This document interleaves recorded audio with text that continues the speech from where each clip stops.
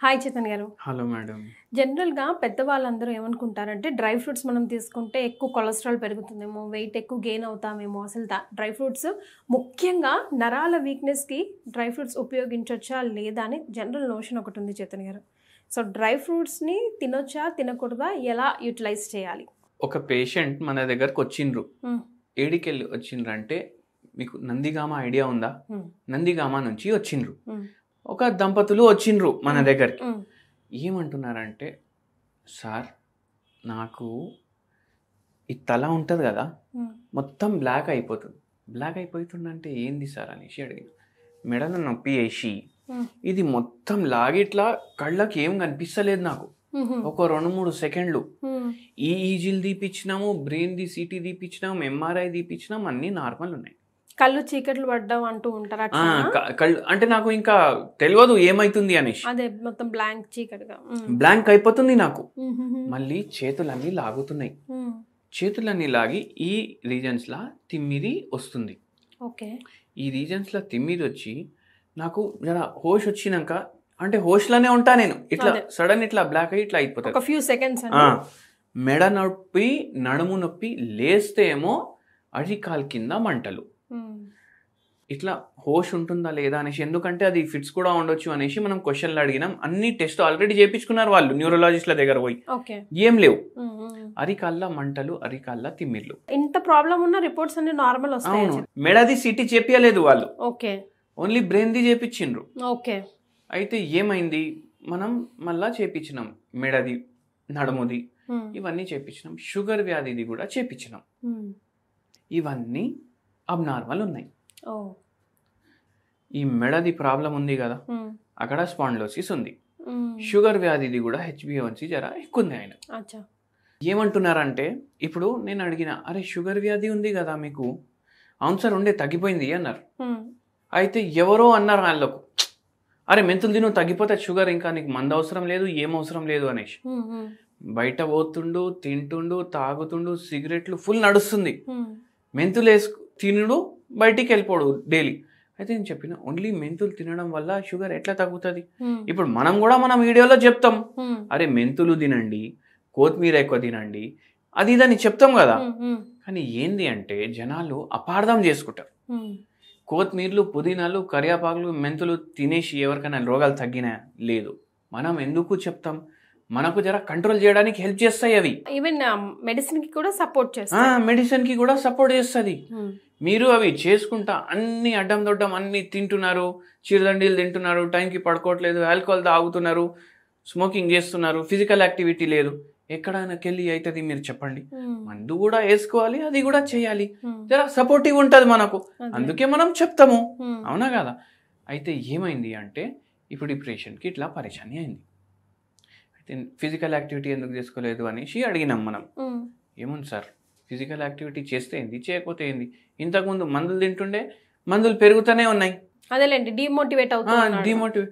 ఇంకా ఏంది అంటే, లేదండి మీరు ఫిజికల్ యాక్టివిటీ చేయాలి, మెంతులు తినాలి, మీకు ఏమేమి కనిపిస్తాయి అవన్నీ చేయండి, కరెక్ట్ ఏదైతే ఉంటాయి. మళ్ళీ దేంతో తగ్గుతుంది ఎట్లా తెలుస్తుంది అనేసి అడిగినాయి.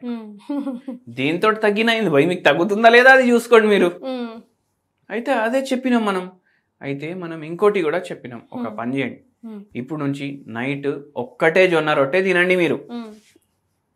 మళ్ళీ అరికాల్లో మంటలు వస్తున్నాయి కదా, నీరసం కూడా ఫుల్ ఉంది కదా, ఏం చేయాలి మళ్ళా? ఒకవేళ నీరసం ఎక్కువ నేనేమైనా రోడ్ల మీద చక్కెర వచ్చి పడిపోతే అనేసి అన్నాడు. అందుకే చూడండి, ఒకటి అర్థం చేసుకోండి, మీరు మీ వెయిట్ కూడా ఎక్కువ ఉందని చెప్పినాం మనం. మీ మొత్తం కొవ్వు ఉంటుంది కదా బాడీలో, జర తక్కువ తింటే ఆ కొవ్వు కలవడం అవుతుంది కదా. అయితే అదే ఎక్స్ప్లెయిన్ చేసినాం. మీకు ఆ డౌట్ ఉందని నైట్ తక్కువ తినమని చెప్తున్నాం మనం. మీరు మళ్ళీ యాక్టివ్ కూడా అవుతుంది అనేసి చెప్పినాం. కాళ్ళు లాగుతున్నాయి, మోకాలు నొప్పులు ఉన్నాయి, పిక్కల్లో నొప్పులు ఉన్నాయి, తొడం అంతా తిమిరి అవుతుంది ఈయనకు. నిల్చుంటే కూడా ఎక్కడ పడిపోతా అనేసి భయం కూడా అవుతుంది. మనం ఒకటే చెప్పినాం, నైట్ ఒక జొన్న రొట్టె తిను, మళ్ళీ దాని మీద ఎక్కువ మటన్, చికెన్, ఇవి ఎక్కువ ఫ్రైడ్ ఐటమ్స్, ఈ ఫ్రైడ్ చికెన్లు కానీ, పాపడాలు కానీ, ఇట్లా ఫ్రైవి కర్రీలు తినకండి. నైట్ జర కుక్కర్లో ఉడుకున్నది తినండి, కర్రీ క్వాంటిటీ ఎక్కువ తీసుకోండి. రొట్టె తక్కువ అంటే ఒక బుక్క ఉంటే 2 బుక్కలకి సరిపోయేంత కర్రీ మీరు తినాలి. దీంతో ఫైబర్ ఎక్కువ పోతుంది. మళ్ళీ హోమియోపతి మందు మెంతులు తాగుతారా, తాగండి. దాంతోపాటు ఏం చేయండి అంటే జర వాల్నట్లు ఉంటాయి కదా, అవి జర పిసాయించుకోండి, పౌడర్ చేసుకోండి. వాల్నట్ మంచిగా దంచుకొని పౌడర్ చేసుకొని డైలీ ఇంత చిన్న కప్లో మీరు పాలు వేసుకొని ఇది కలుపుకొని తాగండి అనేసి చెప్పినాం. నరాలు ఉంటాయి కదా, ఇవి ఆక్సిడేటివ్ స్ట్రెస్ పెరిగితే బాడీలా సరిగా పని చెయ్యవు. అయితే ఈ నరాలకు ఇది వాల్నట్ ఏమో హెల్ప్ చేస్తుంది, షుగర్కి మెంతులు హెల్ప్ చేస్తుంది, వాల్నట్ ఏమో నరాలకు హెల్ప్ చేస్తుంది.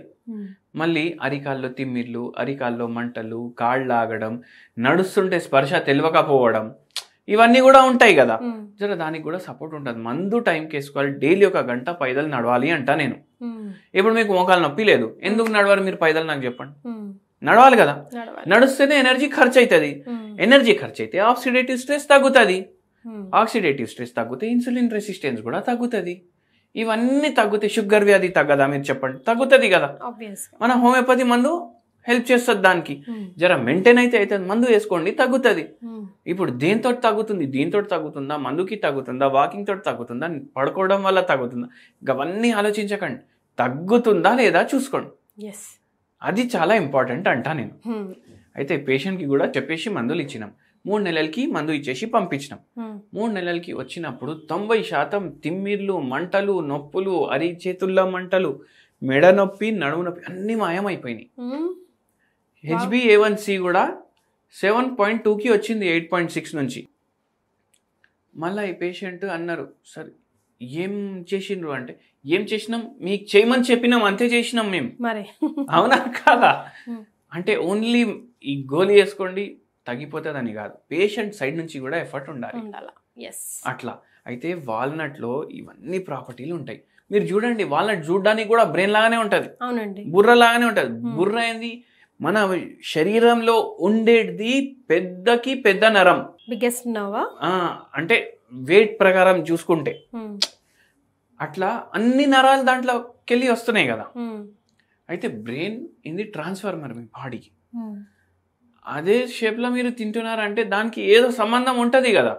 omega-3 ఫ్యాటీ యాసిడ్ ఉంటుంది దాంట్లో, గుండెకి మంచిది, బుర్రకి మంచిది. డైలీ మీరు కూడా చేయండి. వాల్నట్ జస్ట్ పౌడర్ చేసి పాలలో మిక్స్ చేసుకొని తాగమంటున్నారు. చిన్న గిలా ఇంతే. ఇప్పుడు చిన్న ఇంత చాయ్ తాగరా, 15 సార్లు 20 సార్లు రోజు ఒక్కసారి వాల్నట్ పౌడర్ వేసుకొని తాగండి, జర్రా పాలు వేసుకొని, మంచిగా ఉంటుంది. And very helpful also. And ఈ పేషెంట్కి తగ్గినట్టు మీకు కూడా హోమియోపతి తోటి నరాల బలహీనతలు ఉన్న సమస్యలు అన్నీ తగ్గుతాయి. మీకు బై ఛాన్స్ కొద్దిగా చేతులు లాగుతున్నాయి, నీరసంగా ఉంటుంది అంటే నేను ఒక సింపుల్ రెమెడీ చెప్తాను మీకు. ఆర్జెంటమ్ మెటాలికం ఇది మేము వెండి తోటి తయారు చేస్తాం. ఇది ఒక హోమియోపతి మెడిసిన్, సిల్వర్ తోటి తయారు చేస్తాం. ఇది 0/9 పొటెన్సీ. డైలీ 10 గోళీలు మీరు తినేసేయండి. డైరెక్ట్ చిన్న చక్కెర గోళీలు ఉంటాయి హోమియోపతి, ఇవి తినండి. మీకు జర చేతులు లాగడం, కాళ్ళు లాగడం, జర్ర రిలీఫ్ ఉంటుంది. దీంతో మీకు నయం లేదు అంటే మీరు మనకు వచ్చి క్లినిక్కి కలవండి. మీకు సెట్ అయ్యేటట్టు మీకు మాట్లాడి మందులు ఇస్తాం. ఎందుకంటే ప్రతి పేషెంట్కి మందు వేరే ఉంటుంది. హోమియోపతిలో every single patient is single it self. అవును. చైతన్య గారు చెప్పింది ట్రై చేయండి, మీకు ఎలా అనిపించిందో కమెంట్ చేయండి. థ్యాంక్ యూ సో మచ్ అండి.